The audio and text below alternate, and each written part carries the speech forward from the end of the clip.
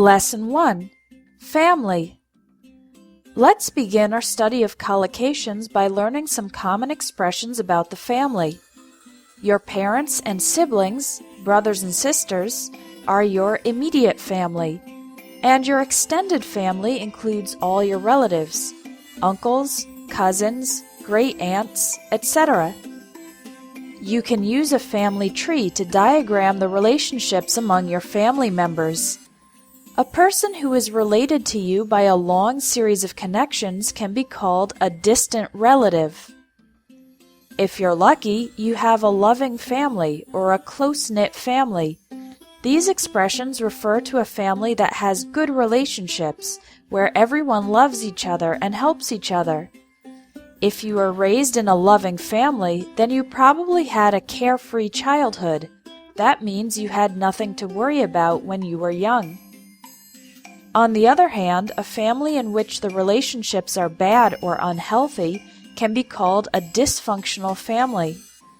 If the children experience abuse, poverty, or problems with the law, we can say they had a troubled childhood. Perhaps the parents went through a bitter divorce. That means a separation in which there were bad or angry feelings between the husband and wife.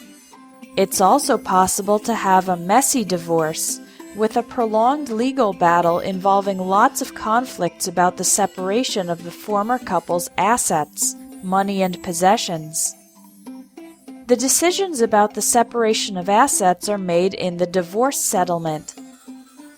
A family in which there are divorces or separations is sometimes called a broken home.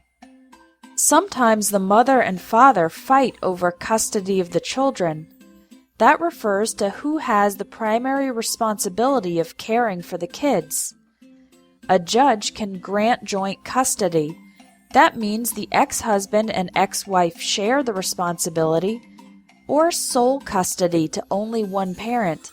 For example, a judge might award sole custody to the mother, and the father has to pay child support, regular payments to help with expenses for the kids. If it was a mutual divorce or separation, that means the ex-husband and ex-wife agreed to separate without fighting, then they will probably stay on good terms with each other, meaning to have a polite relationship without conflicts.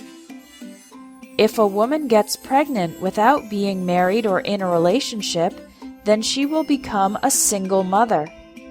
Some women in this situation choose to have an abortion, and others prefer to give the baby up for adoption. The time when the baby is planned to arrive is called the due date. You can also say the baby is due in mid-October, for example.